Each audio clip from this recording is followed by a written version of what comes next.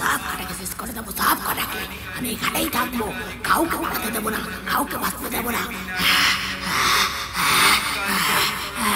সব কটাকে শেষ করে দেবো, এইখানেই সব কটা মেরে পুঁতে রেখে দেবো।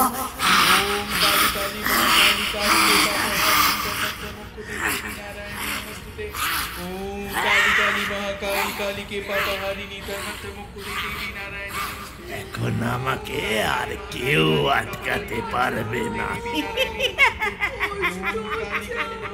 আমি রোজ বাসন্তীকে ভোগ করবো, ভোগ। খবরদার, ওকে কিছু খাওয়াবে না, আর ওর সামনে কোনো সুগন্ধি ব্যবহার করবে না। পুজোর সামগ্রী ছাড়া কিচ্ছু না।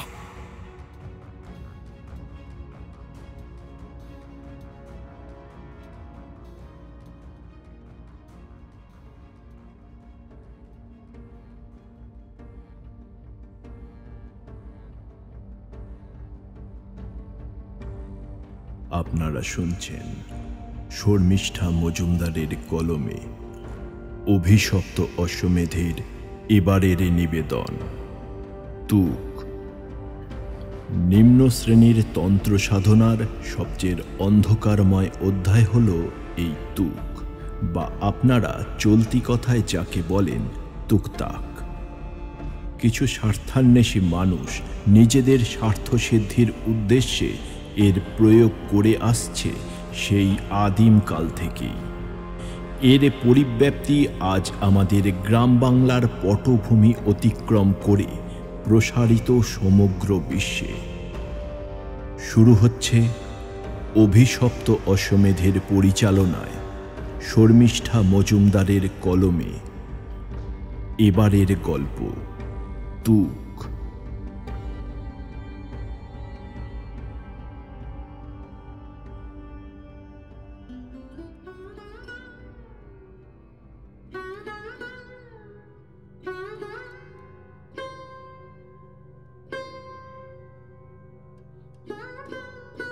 এই তো মাঘেই ওর বিয়ে মা। এদিকে দেখো দিনি কি পাগলামি করছে আমার মেয়েটা। সে কোথায়? গোপা মুখ নিচু করে বলল, অনেক চেষ্টা করেছি মা, তাকে কিছুতেই আনতে পারলাম না। সে যে আমার মেয়ে নেই আর মা, যা পাচ্ছে তাই খাচ্ছে। সেদিন রাতে দেখি একটা ইঁদুর ধরে সেটাকে কাঁচা খেয়ে আধ খাওয়া করে ফেলে রেখেছে ঘরে। জামা কাপড়ে বমি করে, পায়খানা করে, বিষটা লাগিয়ে সে কি কেলেঙ্কারি মা, বলবো কি। পাড়ার সবাই ভয়ে ভয়ে সিটিয়ে আছে, অথচ ওই মেয়েকে সবাই ভালোবাসে। নিজের মেয়ে বলে বলছি না মা, তার কি রূপ, কি যৌবন। অথচ কার যে নজর লাগলো, কে যে তাকে তুক করলে মেয়েটা আমার একেবারে কালি বর্ণা হয়ে উঠেছে। ওকে যে আমরা চিনতে পারছি না মা। শান্ত হ, বস। আগে নিজের নাম, গ্রামের নাম সব বল, তারপর কি হয়েছে সব খুলে বল। কিচ্ছু লোকাবি না, আমি কিন্তু সব শুনতে চাই। আমাকে তো চেনো মা, আমি গ্রামে থাকি, তোমার কাছে মাঝে মাঝেই আসি। আমার মেয়ের বিয়ে ঠিক হলো তখন তোমাকে এসে বলে গেলাম। মেয়ে হবু জামাই তোমায় পেন নাম করে গেলে। জামাই আমার হীরের টুকরো মা, মিথ্যে বলবো না। সে এই সব শোনার পর থেকে আমাদের ঘরেই পড়ে আছে, মেয়ের জন্য কেঁদে ভাসাচ্ছে গো মা। বাসন্তী তো তোর মেয়ে, মনে পড়েছে। হ্যাঁ, নিয়ে এসেছিলি তো দুজনকে। কি হলো রে হঠাৎ? কি মিষ্টি মেয়েটা, কি সুন্দর কথাবার্তা। তবে আর বলছি কি মা, মেয়েটা আমার কেমন হয়ে গেছে তুমি দেখবে। চলো মা, তুমি না গেলে ওকে হয়তো আর বাঁচাতে পারবো না। কিন্তু আমার তো এখনো পূজা শেষ হয়নি। একাদশীর বিশেষ পূজা করব। বেশ, নূপুর আর ভোলা যাকে বেলা, যা যা করবার ওরা বলে দেবে মা। আমি ও বেলা গিয়ে সব দেখে আসবো। মায়ের মন কি আর মানতে চায়? গোপা নাছোড়বান্দা, মহামায়াকে না নিয়ে সে কিছুতেই যাবে না। মহামায়া অনেক বুঝিয়ে তবে তাকে ফেরত পাঠালো। অবশেষে ভোলা আর নূপুরকে নিয়ে গোপা নিজের বাড়ি এলো। নগ্রাম রামচন্দ্রপুর থেকে বেশি দূরে নয়, ঘণ্টাখানেকের পথ। গ্রামে পা দিতেই গোপাকে দেখে গ্রামবাসীরা যেভাবে এগিয়ে এলো তাতে বোঝা গেল ওরা গোপার অপেক্ষাতেই ছিল। চিনতে পারলাম না, কিছু একটা অঘটন ঘটেছে। নূপুর আর ভোলা ওদের মুখ দেখেই বুঝেছে।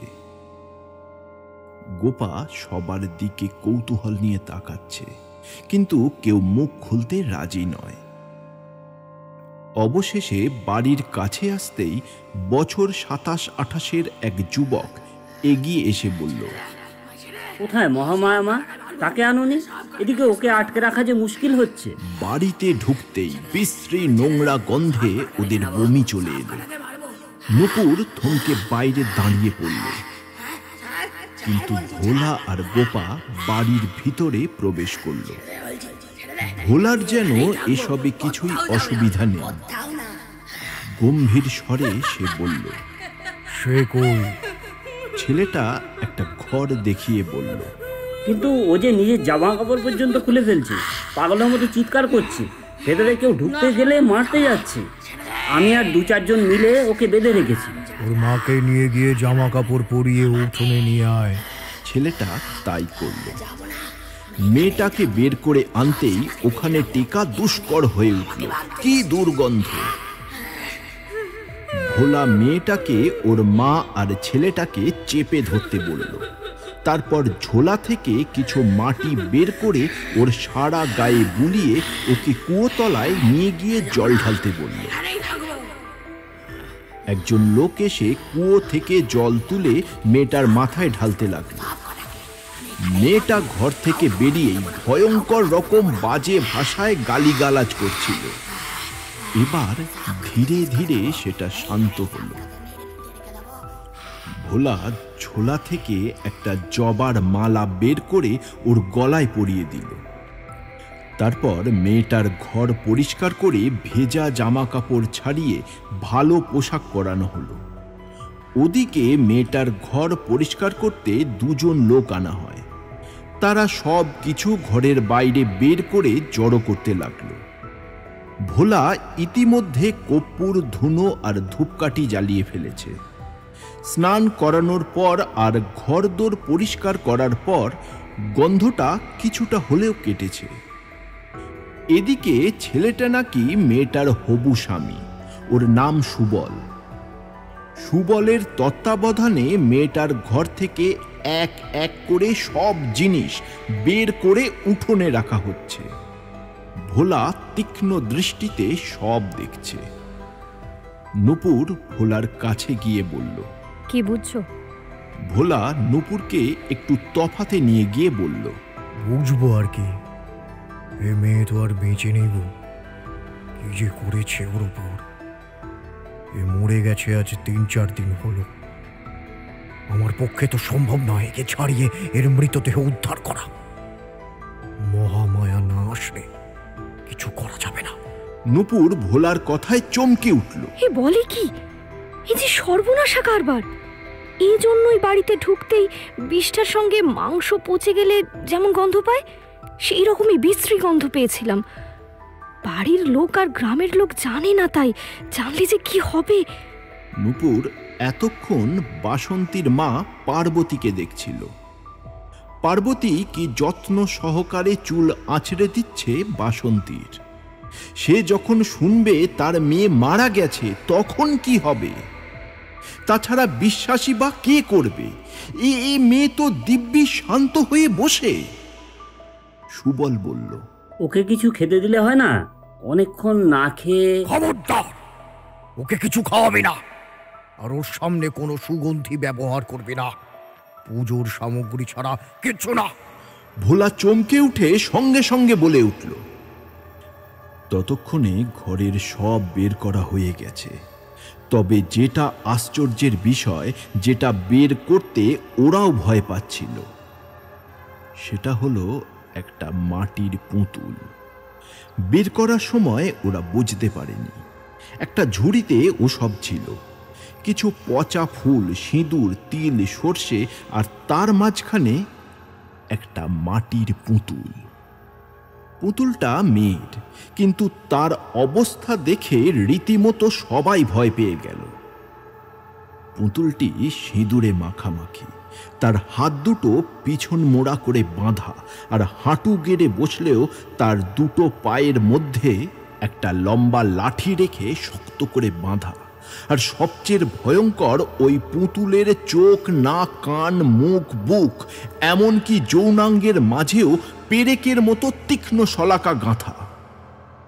সবাই ওটা দেখে রীতিমতো ভীত, সন্ত্রস্ত। ভোলা ওই ঝুড়িটা আলাদা করে নিয়ে গিয়ে রাখতে বলল।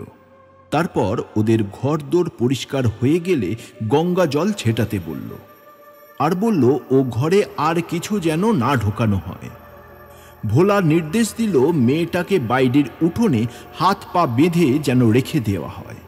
তারপর নূপুরের কাছে এসে বলল, তুমি একটু এখানে থাকো, আমি গৃহবন্ধন করে রেখে যাচ্ছি, কোনো অশুভ শত্রু প্রবেশ করতে পারবে না, যে আছে সে বেরও হতে পারবে না, আর ও মেয়েও কিছু করতে পারবে না, ওকেও বেঁধে রেখে যাচ্ছি। মহামায়াকে নিয়ে আমি তাড়াতাড়ি ফিরে আসব। মহামায়াকে সব বলা জরুরি, সে ছাড়া এ কেউ ঠিক করতে পারবে না। নূপুর ভীত গলায় বলল, ঠিক আর কি করবে, সে তো আর বেঁচে নেই, তাছাড়া ও যদি ভয়ঙ্কর কিছু করে। ওই জন্যই তো মহামায়াকে আনতে যাচ্ছি। বাসন্তীকে মেরেই যে ও চুপ করে থাকবে তা নাও হতে পারে। যতক্ষণ না এর উদ্দেশ্য জানা যাচ্ছে, একে ছাড়া চলবে না, আবার ক্ষতি করবে। নূপুর প্রথমে ভোলার কথায় হতবাক হয়ে গেছিল। একটা মেয়ে চিৎকার করছে, কথা বলছে, গালাগাল দিচ্ছে, সে কি করে মৃত হতে পারে? তাছাড়া যে মৃত হবে সে এরকম চলে ফিরে বেড়ায় কি করে? তার বোধ বুদ্ধি কিছুই কাজ করছে না। ভোলা বলল বটে, কিন্তু এও কি সম্ভব? তার সামনেই তো মেয়েটা এতক্ষণ বসেছিল, এইমাত্র সুবল আর পার্বতী ওকে ঘরে নিয়ে গেল। এখন বাসন্তী চুপচাপই আছে। নূপুর ভালো করে মাটির পুতুলটাকে দেখছিল। সত্যিই ভয়ঙ্কর। এভাবে যদি কেউ তুকতাক করে তবে বাঁচানো সত্যিই মুশকিল। মেয়েটার মূর্তির যেখানে যেখানে ওই শলাকাগুলো মারা হয়েছে সেগুলো সত্যিই বিভৎস দেখতে লাগছে। সুবল আর বাকি দুজন ছেলে ঘরের জিনিসপত্র ধুয়ে মুছে পরিষ্কার করে রোদে দিচ্ছে। পার্বতী একদম নোংরা জামা কাপড় একটা বস্তায় জড়ো করে রাখছে। নূপুর জামা কাপড় একটা কোনায় রেখে দিতে বলল, আগেই ফেলার দরকার নেই, মহামায়া আসুক, তারপর জানা যাবে। পার্বতী এর ফাঁকে পাশের বাড়ি থেকে খাবার এনে নূপুরকে খেতে দেয়, কিন্তু এসব গন্ধ আর এই পরিবেশে নূপুরের খাবার প্রবৃত্তি হয়নি। সত্যি বলতে মেয়েটার কি হয়েছে সেটাও এখনো চিন্তার বিষয়। ভোলা আর মহামায়া যতক্ষণ না আসছে সে নিশ্চিন্ত হতে পারছে না। এরই মাঝে পার্বতী আর সুবল বার দুই এসে বাসন্তীকে নিয়ে তাদের দুশ্চিন্তা প্রকাশ করে গেছে। নূপুর কোনো উত্তর দিতে পারেনি, শুধু বলেছে, চিন্তার কিছু নেই, মহামায়াকে নিয়ে ভোলা তাড়াতাড়ি ফিরবে। নূপুর এসবের বিষয়ে কিছু বোঝে না, তবে ভোলা সব ব্যবস্থা করে গেছে। বাসন্তী ঘরে হাত পা বাঁধা অবস্থায় পড়ে এখন না চিৎকার করছে না কোনো গালাগালি। নূপুর বলল, ভোলা যেমন বলে গেছে বাসন্তীকে কিন্তু কিছু খাওয়াতে যাবেন না। নূপুর যখন সুবলকে এসব কথা বলছিল ঠিক তখনই বাসন্তীর ঘর থেকে একটা পরিত্রাহী চিৎকার শুনে নূপুর আর সুবল দৌড়ে যায়। বাইরে যে দুজন কাজ করছিল তারাও দৌড়ে যায়, গিয়ে দেখে একটা মেয়ে নিজের হাত ধরে মাটিতে বসে, তার হাত থেকে ঝরঝর করে রক্ত পড়ছে, আর বাসন্তীর হাত খোলা। তার হাতে তখন সেই শোল মাছটা, আর সেই কাঁচা শোল মাছটাকে তাড়িয়ে তাড়িয়ে খাচ্ছে সে। সর্বনাশ, শিগগির ওর হাত থেকে শোল মাছটা নাও। মেয়েটাকে ধমকে বলে। এই অঘটন কেন ঘটালে? কিন্তু বাসন্তীর হাত থেকে শোল মাছটাকে নেবে কে? এক তো আস্তে গন্ধে ঘর ভরে, তার উপর কাঁচা মাছ খাওয়া আর বাসন্তীর ওই ভয়ঙ্কর রূপ। ওইদিকে ভোলা যে জবার মালা পরিয়ে দিয়েছিল সেটাও গলায় নেই। নূপুর বুদ্ধি করে সুবলকে জবার মালাটা খুঁজে আনতে বলে। ঘর তন্ন তন্ন করে খুঁজেও সেটা পাওয়া যায় না। নূপুর সুবলকে জানলার দিকে ইঙ্গিত করে। ওদিকে ওই মেয়েটাকে বাইরে নিয়ে যাওয়া হয়েছে। বাসন্তীর হাত খোলা, কিন্তু তাতে শোল মাছটা ধরা, পা বাঁধা বলে কিচ্ছু করতে পারছে না। কিন্তু বারবার ওদের দিকে তেড়ে তেড়ে আসছে। একবার মাছটায় কামড় দিচ্ছে, একবার অকথ্য ভাষায় গালাগালি করছে। এমন সময় সুবল দৌড়ে বাইরে থেকে জবার মালাটা নিয়ে আসে। 2-3 ছুঁড়ে ফেলার পর বাসন্তীর গলায় পড়ল এবং অদ্ভুতভাবে বাসন্তী শান্ত হয়ে যায়, মাছটাকেও ফেলে দেয়। নূপুর আর সুবল সাহস করে এগিয়ে গিয়ে বাসন্তীর হাত পা বেঁধে দেয়। এবার আর বাসন্তী কিন্তু কিচ্ছু বলে না। নূপুরের কেন জানি না এই বিভৎস দৃশ্য দেখে ভোলার কথাগুলোই ঠিক মনে হলো। এই কোনো মানুষের পক্ষে সম্ভব নয়। উহ, কি ভয়ঙ্কর! মহামায়া যে কখন আসবেন! ওদিকে যে মেয়েটার হাত রক্তাক্ত ছিল তাকে বাইরে বসিয়ে রাখা হয়েছে। সে কেঁদে ভাসাচ্ছে, কিন্তু সেদিকে কারোর ভূক্ষেপ নেই। নূপুর বেরিয়ে এসে বলে, তুমি ওকে মাছ দিয়েছো কেন, তাও কাঁচা? এই গ্রামের সবাই ওর অবস্থা জানে, তারপরেও তুমি কোন সাহসে ওর সামনে গেলে? আর ওকে ওই কাঁচা মাছটা কেন দিলে? মেয়েটা নিরুত্তর। ওর হাত দিয়ে তখন রক্ত বের হচ্ছে, ও কেঁদেই চলছে। পার্বতী মাথায় হাত দিয়ে বসে। সুবল বলল, ও বাসন্তীর দিদি দুর্গা, ও পার্বতী মায়ের আগের পক্ষের মেয়ে। সুবল আরো বলল ওর বাবা দুর্গাকে নিজের কাছে রেখে ওর মাকে তাড়িয়ে দেয়। তারপর দুর্গার বাবা আরো একটি নতুন বিবাহ করেন। কিন্তু এই নতুন মা দুর্গাকে একদমই দেখতে পারতেন না, ওর উপর অকথ্য অত্যাচার করত। এদিকে পার্বতীও দ্বিতীয়বার বিবাহ করেন। বাসন্তী হলো ওনার দ্বিতীয় পক্ষের সন্তান। বাসন্তী দেখতে যেমন সুন্দর, তেমনই সুন্দর তার ব্যবহার। তাই সবাই বাসন্তীকে ভালোবাসত, কিন্তু সেটা দুর্গার কিছুতেই সহ্য হতো না। ও ছোট থেকে কিভাবে বাসন্তীর ক্ষতি করবে সেই চেষ্টাই করছে। দুর্গা বলল, আমি কিছু করিনি, আমি তো মাছটা নিয়েই বাড়ি যাচ্ছিলাম, জানলা দিয়েই তো বাসন্তী ডাকলো, তারপর আমায় কাছে ডাকলো, আমি কাছে যেতেই এক কামড়ে মাছটা ছিনিয়ে নিল। দেখো দেখো দেখো আমার হাতের অবস্থা কি করেছে দেখো, তোমাদের ওই ভালো মেয়ে, দেখো আমার হাতটা দেখো, একবার দেখো দেখো। তুমি তো জানোই বাসন্তীর কি অবস্থা। উঠোনে এত লোকজন, আসবাবপত্র ছড়ানো, তোমার কাউকে কিছু না বলে হঠাৎ ওর সামনে মাছ নিয়ে যাওয়ার কি ছিল?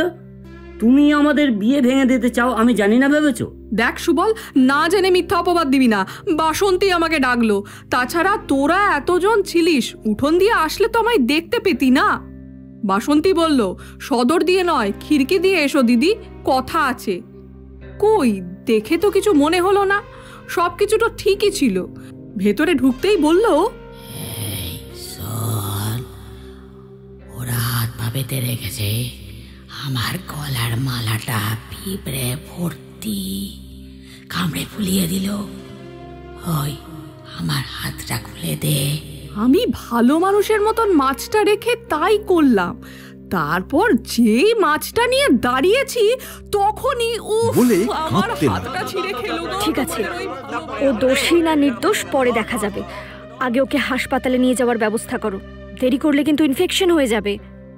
দুর্গাকে দুজন ধরাধরি করে হাসপাতালে নিয়ে চলে যায়। ওর একটা কথা আমি বিশ্বাস করি না, ও বারবার বাসন্তীকে হিংসা করে, ওর ক্ষতি চেয়ে এসছে। বাসন্তী নিজের মুখে বলে আসছে। তাছাড়া আমাদের বিয়ে ঠিক হওয়ার পর থেকেও দেখে আসছি, আমাদের বিয়ে ভাঙার জন্য ও অনেকবার চেষ্টা করেছে। সে ঠিক আছে, হয়তো তোমার কথাই ঠিক, কিন্তু এখন ওর হাতের চিকিৎসা করা দরকার। তাছাড়া বাসন্তীর যা অবস্থা, আগে ওকে ঠিক হওয়া দরকার, তারপর এই সমস্ত ব্যাপার নিয়ে ভাবা যাবে। তাই মহামায়াকে আসতে দাও। আর ও তো তোমাদের চেনা জানা, পালিয়ে যেতে তো পারবে না। আর যদিও সত্যি দোষী হয় তাহলে যথাযথ শাস্তি ওর হবে। সন্ধ্যা হতে চলল প্রায়। এদিকে না খেয়ে দিয়ে এই বিশ্রী দুর্গন্ধযুক্ত পরিবেশে থেকে ওরা সবাই অসুস্থ হয়ে পড়ছিল। শ্রান্ত অবসন্ন অবস্থায় বাসন্তীকে ঘরে রেখে ওরা সবাই বাইরে এসে বসে। ওদিকে আসবাবপত্র সব পরিষ্কার হয়ে গেছে, জামা কাপড়ও সব ধুয়ে ফেলা হয়েছে। উঠোনে মাদুর পেতে ওরা সবাই বসে। এরই মধ্যে বার ৩-৪ অবশ্য পাশের বাড়ি থেকে চা আর শরবত এসেছে, তাই রক্ষা। কিন্তু সন্ধ্যা যত এগিয়ে আসছে ওদের মধ্যে তত ভয় বাড়তে লাগলো, কখন কি হয়।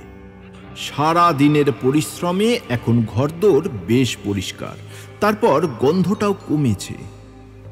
নূপুর সবাইকে বলে, সন্ধ্যা দেবার পর একটা করে ধূপকাঠি বাড়ির উঠোনের চারধারে পুঁতে দিতে বলেছে, এতে গন্ধ কাটবে।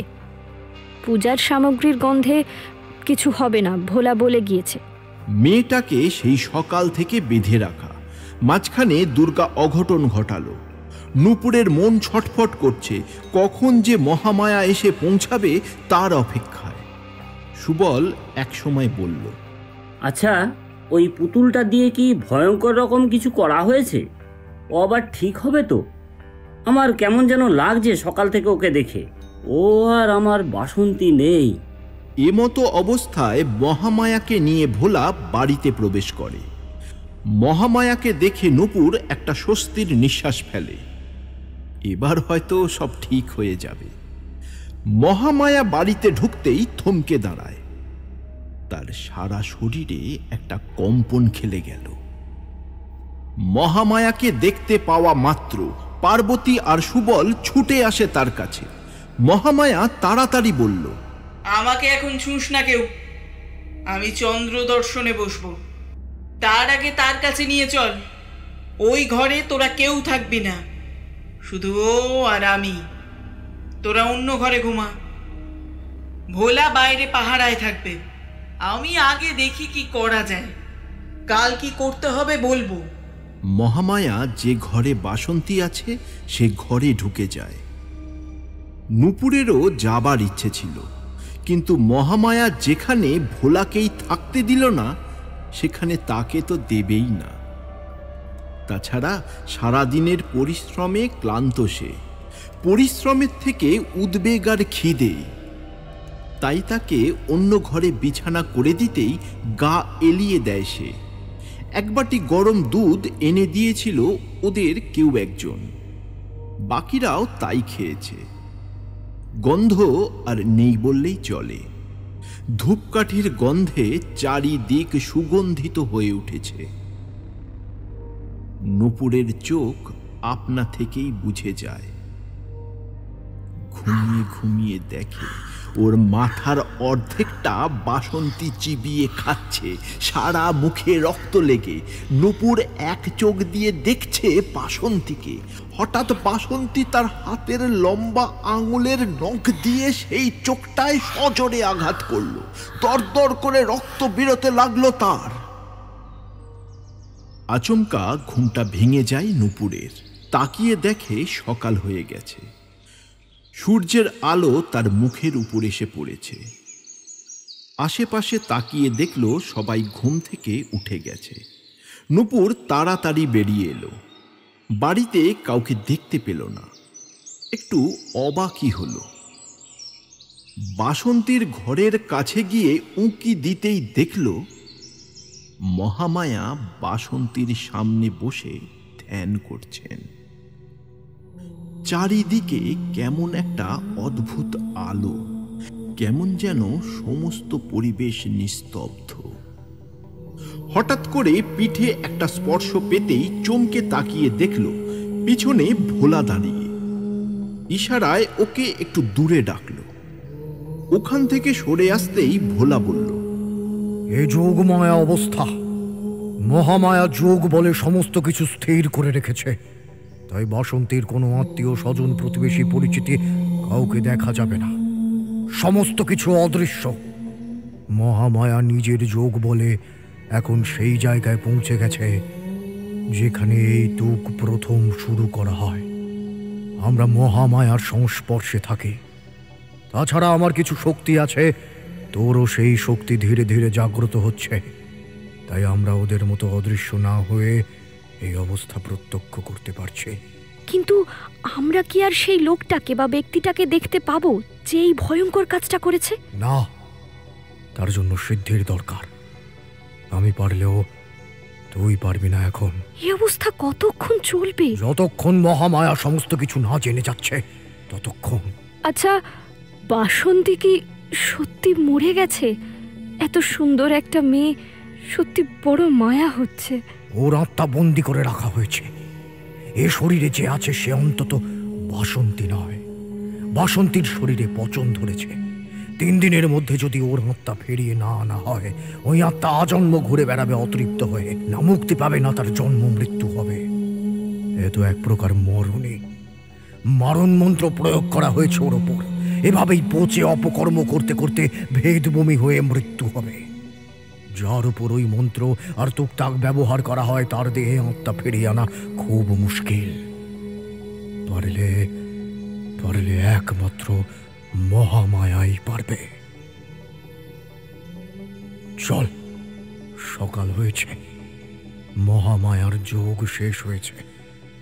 এবার যা করার মহামায়াই করবে। নূপুর আর ভোলা ওই ঘরের দাওয়ায় গিয়ে বসতেই দেখল এক এক করে আবার সবাইকে চোখে পড়ছে। সবাই ঘুম থেকে উঠেছে। পার্বতী জামা কাপড় ছেড়ে সবার জন্য চা করে নিয়ে এসেছে।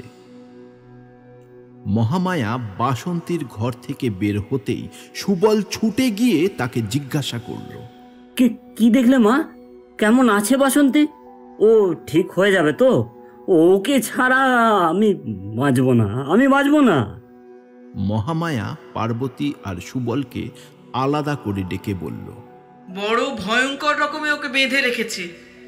যদি শুনিস ওর আত্মাকে বেঁধে রেখে ওর শরীরের সাথে রোজ সঙ্গম করছে, রোজ ওকে নরক যন্ত্রণা ভোগ করতে হচ্ছে, ওকে রোজ রাতে কেউ ভয়ঙ্কর রকমের যন্ত্রণা দিচ্ছে, তারপরেও ওকে তুই বিয়ে করবি? স্তব্ধ হয়ে দাঁড়িয়ে থাকে সুবল, আর পার্বতী তখনই ওখানে জ্ঞান হারিয়ে লুটিয়ে পড়ে। নূপুর তাড়াতাড়ি জল ছিটিয়ে পার্বতীর জ্ঞান ফেরায়। পার্বতীর জ্ঞান ফিরতেই মহামায়া বলেন, তুই জানতিস না? জানতাম না গো, তবে সন্দেহ হয়েছিল, কিন্তু সেই যে আবার এত বড় সর্বনাশ করবে বুঝিনি। আমার মেয়েটা সরল নিষ্পাপ, তবে ওখান থেকে আসার পর থেকেই গুম হয়ে থাকতো। অনেকবার জিজ্ঞেস করেছি, কিন্তু আমায় কিচ্ছুটি বলেনি।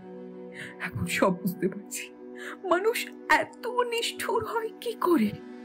আমার সর্বনাশ করে হয়নি, এখন আবার আমার মেয়ে সর্বনাশ করছে।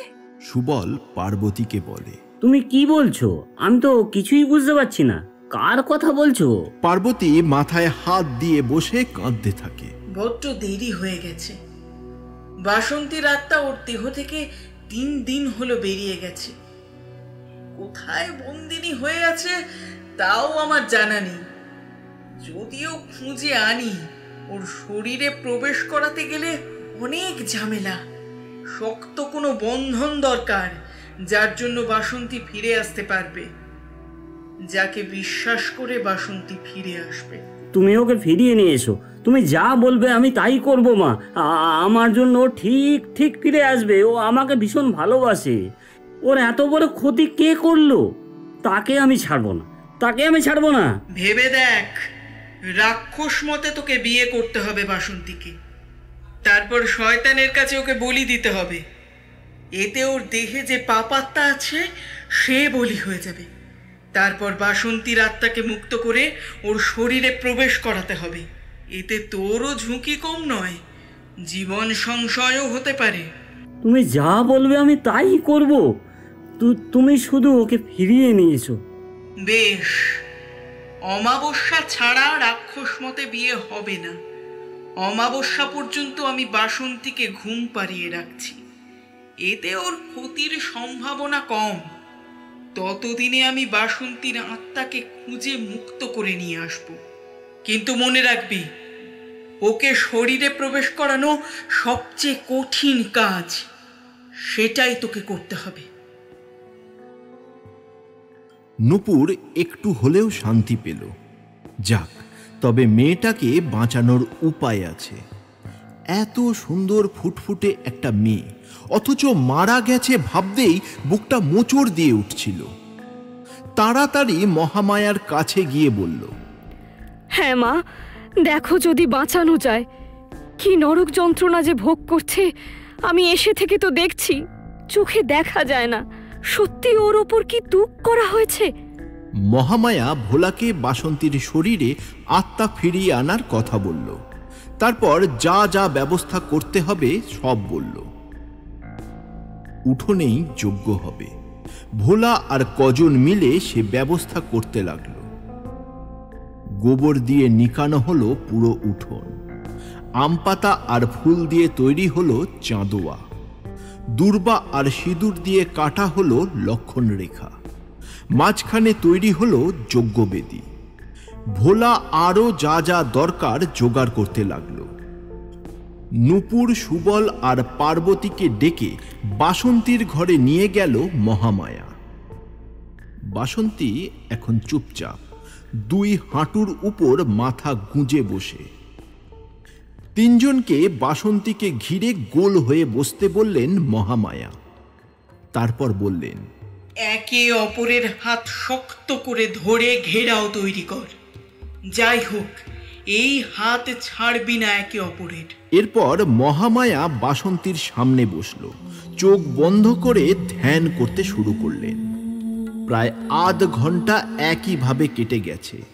সুবল আর পার্বতী উসখুস করছে। ওদের যে কোমর ধরে গেছে বা হাতে ব্যথা করছে তা স্পষ্টই বোঝা যায়।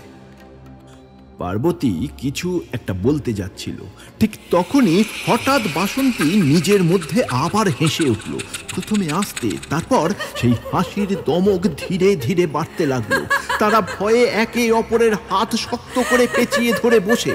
মহামায়া সে সময় তীক্ষ্ণ দৃষ্টিতে বাসন্তীর দিকে তাকিয়ে, তুই কে? তোকে শরীর ছাড়তে হবে। বাসন্তীর শরীর ফিরিয়ে দে। বাসন্তী একা ঘুরে বেড়াচ্ছে, ওকে আবার ওর শরীরে প্রবেশ করতে দে। কোনো উত্তর এলো না। সেই একই রকমের হাসি।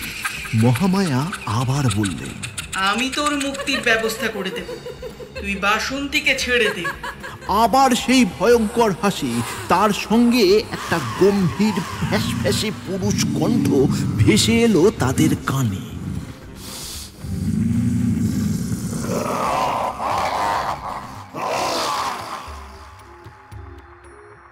মুক্তি? কে চায় মুক্তি? আমি এই শরীরটাকে চাই। রোজ এটাকে ভোগ করার যে কি মজা। ও আমাকে অপমান করে গ্রাম থেকে বের করে দিয়েছিল। রাগে অপমানে আমি নদীতে ঝাঁপ দিয়ে আত্মহত্যা করি। এত সহজে ওকে ছেড়ে দেব? রোজ এইভাবেই ওর শরীরটাকে ভোগ করব, একটু একটু করে পচে মরবে ও। আবার সেই হিসহিসিয়ে হাসি। তবে এবার আর কোনো উত্তর নেই।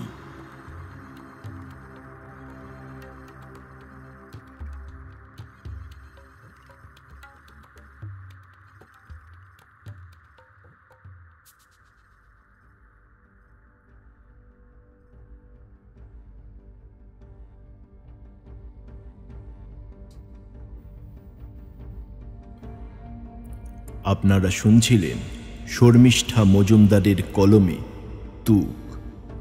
আচ্ছা, তাহলে কি হলো পার্বতীর? মহামায়া কি পারলেন রফিকের কবল থেকে বাসন্তীকে উদ্ধার করতে? কে করেছিল এই তুক বাসন্তীর উপর? এই সকল প্রশ্নের উত্তর পেতে আপনাদের কান রাখতে হবে আগামী শনিবার ঠিক রাত 10টায়। সঙ্গে থাকুন, শুনতে থাকুন অভিশপ্ত অশ্বমেধ, কিছু গল্প, কিছু ঘটনা। আমাদের গল্প ও পরিবেশনা যদি আপনাদের ভালো লেগে থাকে, অভিশপ্ত অশ্বমেধ এই চ্যানেলটিকে সাবস্ক্রাইব করে আমাদের পাশে থাকুন। ধন্যবাদ।